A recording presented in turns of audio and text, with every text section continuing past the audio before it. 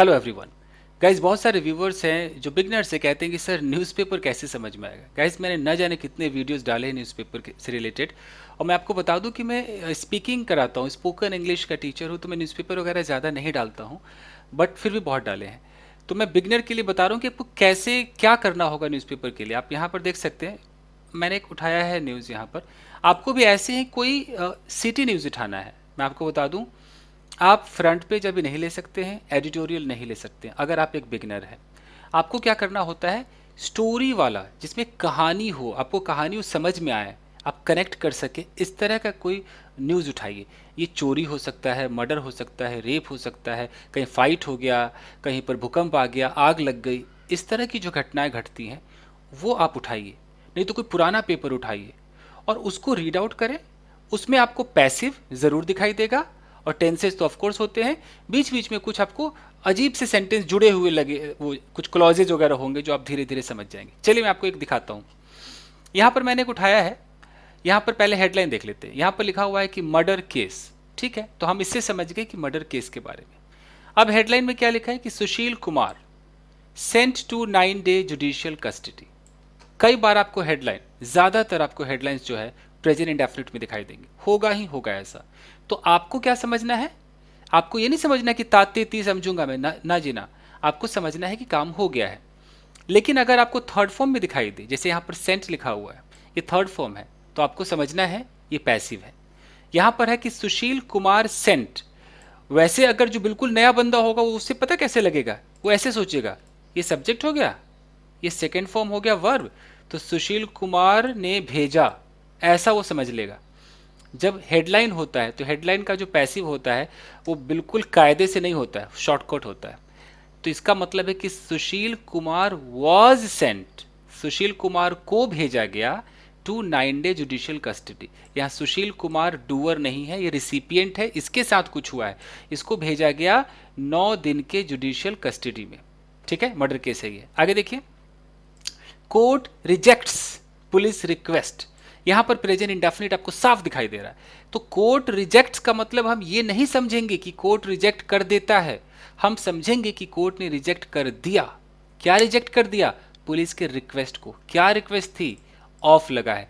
कभी भी प्रेपोजिशन लगे, एकदम दिमाग में बैठा लीजिए, प्रेपोजिशन लगे, चाहे वो ऑफ हो, वो इन हो, वो ऑन हो, कुछ भी हो, उसके बाद अगर कोई वर्ब दिखाएंगे तो भैया वो आईएनजी में लगेगा।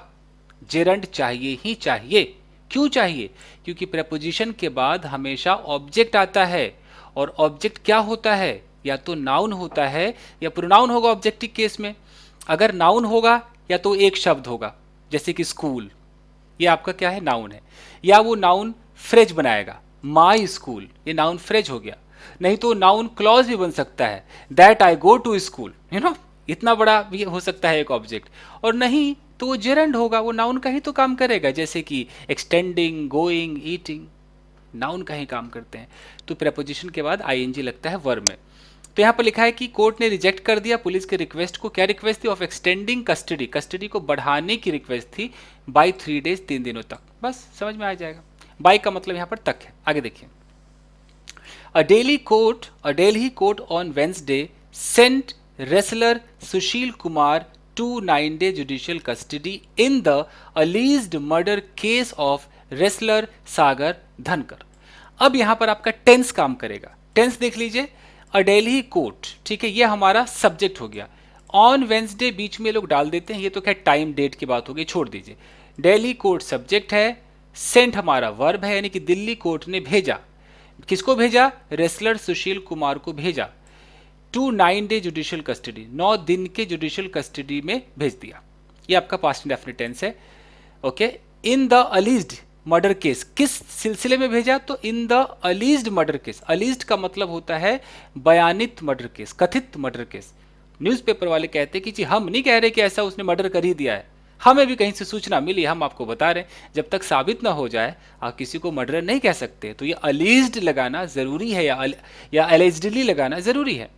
तो ये जो कथित जो मर्डर केस है, जहां हमें पता चला है कि मर्डर केस है, तो उस सिलसिले में मर्डर केस ऑफ रेसलर सागर धनकर। किसका मर्डर केस है, तो रेसलर सागर धनकर के मर्डर केस में उसको 9 दिन के जुडिशियल कस्टडी में कोर्ट ने भेजा है सुशील कुमार को। बिल्कुल यहाँ तक क्लियर हो गया। ये कब हुआ? बुधवार को हुआ। Past indefinite tense. आगे देखते हैं। He was produced before a magistrate. अब देख लीजिए, आपको पास्ट इंडेफिनिट का पैसिव भी बहुत दिखाई देने वाला है। ये सब पैसिव है, सब पता चल रहा है। ही वॉज प्रोड्यूस्ड, यहाँ ही ने कुछ किया नहीं है, या ही डूअर नहीं है, ही रिसिपिएंट है, इसके साथ हो रहा है, ये रिसीवर है, यूँ समझ लो। तो ही वॉज प्रोड्यूस्ड, इसको प्रोड्यूस किया गया कहाँ पर? बिफोर अ मजिस्ट्रेट, मजिस्ट्रेट के सामने। बिफोर का मतलब सामने है, कोई ऐसे पहले नहीं है। कहाँ पर है ये? Eight Saket court. मजिस्ट्रेट कहाँ पर है? तो साकेत कोर्ट में। वेयर, वेयर मतलब जहां। The police requested extension of his custody, police ने रिक्वेस्ट की कि उसकी कस्टडी का एक्सटेंशन यानी कि थोड़ा बढ़ाने का रिक्वेस्ट किया, बाई 3 more days, कि 3 और दिन तक बढ़ाई जाए। साइटिंग, साइट का मतलब होता है हवाला देना, इसमें आईएनजी लगा है, इसको कहते हैं प्रेजेंट पार्टिसिपल, कि ऐसा करते हुए। तो citing more recoveries were to be done, ये हवाला देते हुए कि अभी और भी रिकवरीज जो है, मतलब और भी recoveries were to be done, वो रिकवरीज होनी बाकी थी, हुई नहीं थी। देख रहे हैं, recoveries were, to be done का मतलब है कि वो भी हुआ नहीं, होने को है, और वर लग गया तो पास्ट में होने को था। अगर प्रेजेंट में मैं आपको सिखाऊं थोड़ा सा, ये 1 मिनट। अगर मैं बोलूं कि he is to be beaten, अगर ये सेंटेंस है कि he is to be beaten, ये जो ही नाम का व्यक्ति है ये कुछ कर नहीं रहा है, इसके साथ कुछ होगा। ही इज प्रेजेंट में टू बी बीटन, ये पिटने को है, अभी मार भी नहीं खाया है। अगर ये पैसिव है, अगर मैं इसका एक्टिव करूं तो बोलूं कि his father is to beat him, to beat him, इसका मतलब है कि ये जो लड़का है तो इसके पापा इसको पीटने वाले हैं। तो पापा क्या हो गए? सब्जेक्ट हो गए। पापा इसको पीटेंगे, तो ये यहाँ पर ऑब्जेक्ट का काम कर रहा है कि his father is to beat him. इसका जब पैसिव किया तो हो गया कि he is to be beaten, beaten by his father. अब मैं अगर हिज फादर को हटा दूं तो क्या हो गया? He is to be beaten, ये पिटने को है। तो इसी तरीके से मैं बोलूं कि some recoveries, recoveries are to be done, यानी कि ये जो रिकवरीज हैं ये होने को है, अभी हुए नहीं है। आर मतलब है, टू बी डन यानी कि अभी हुए नहीं है, होना बाकी है। टू बी का मतलब ही बाकी है। और इसी जगह मैं कर दूं कि some recoveries were to be done, जैसे मैं वर बोलूं तो रिकवरीज होने को बाकी थे, हुए नहीं थे, अब तक पूरे नहीं हुए थे। ठीक है जी। यहाँ देखिए, more recoveries were to be done, recoveries होने को थे, इसका हवाला दिया कि 3 दिन और दे दो जी। हाउएवर, हाउएवर का मतलब होता है कि फिर भी, यानी कि इसके बाद भी, थोड़ा सा अलग दिखाएंगे। The magistrate refuse their request, यानी कि इतना कहने पर भी मजिस्ट्रेट ने उनके रिक्वेस्ट को रिफ्यूज कर दिया, यानी कि हटा दिया। मतलब पास्ट इंडेफिनिट टेंस है, रिफ्यूज कर दिया कि ना जी ना, 9 दिन ही काफी है। अब देखिए, अपसेट सिंस मॉर्निंग, अब ये बंदा सुबह से अपसेट था। लिखा है कि अ पुलिस ऑफिसर सेड, पुलिस वाले ने कहा, दैट, क्या कहा? That mister Kumar was upset since Wednesday morning. हालांकि यहाँ वॉज अपसेट है, इसकी जगह हैड बीन अपसेट भी हो सकता था, क्योंकि वो वेंसडे के मॉर्निंग से अपसेट था, फिर भी चलता है।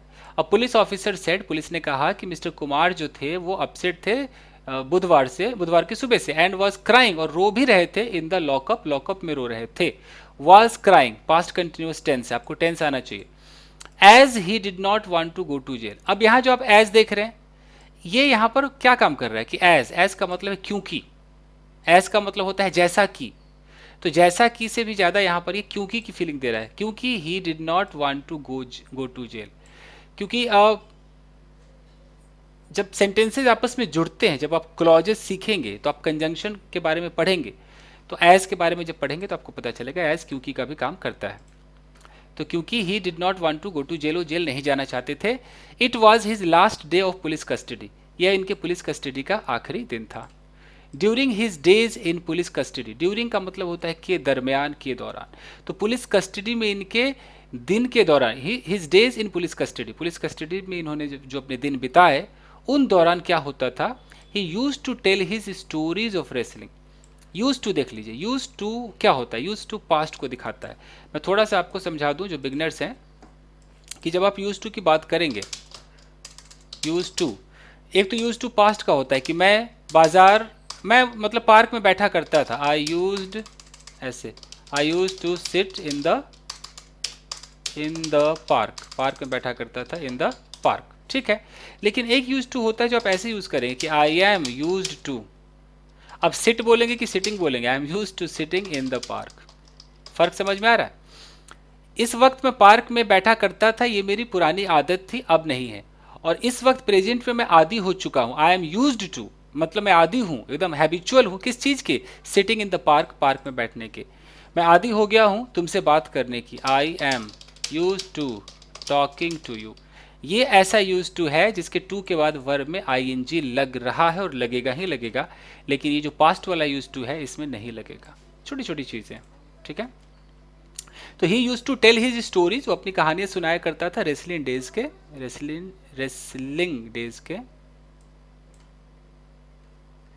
When he had won national and international medals for India, यहाँ when का मतलब है जब, कि जब उसने जीते थे, जब उसने जीत रखे थे, जीते थे नेशनल इंटरनेशनल जो भी मेडल्स जीते थे उसकी कहानियां सुनाया करता था।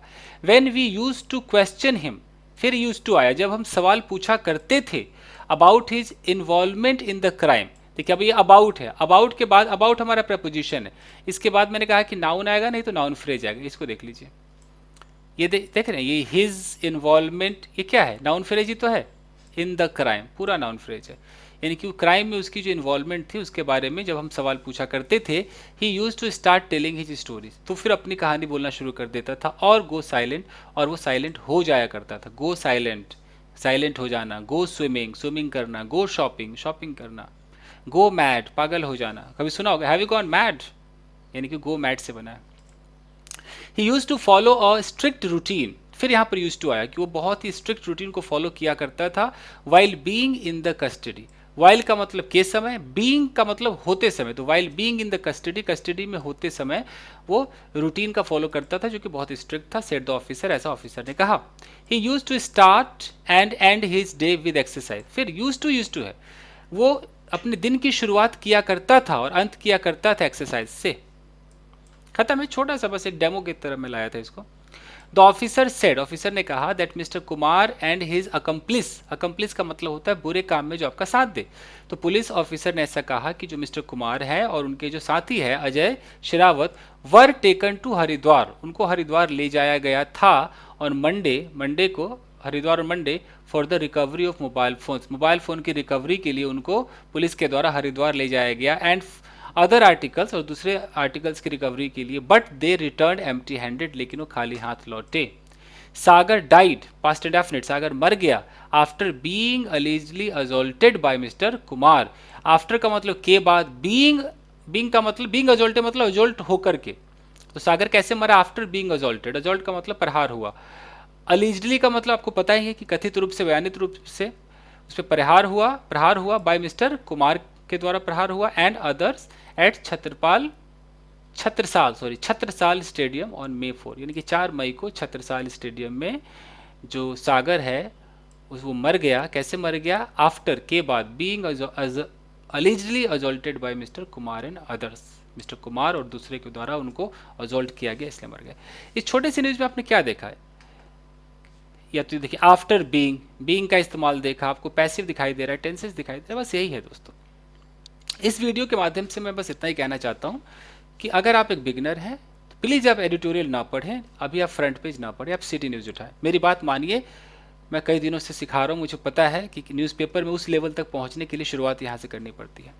अगर मैं आपकी जगह होता एक बिगिनर तो मैं रोज़ दिन भर में 5 न्यूज़ उठा लेता, 5 टुकड़े, और बस उनको मैं ऐसे पढ़ता और टिक लगाता, या तो स्ट्रक्चर को टिक लगाता कि ये कैसा स्ट्रक्चर है जो मैंने आज तक नहीं देखा, ऐसे टिक लगाता, और वर्ड्स मीनिंग तो पक्का लगाता ही लगाता, उसे ऑन द स्पॉट ढूंढ भी लेता ताकि मैं मीनिंग समझ पाऊँ।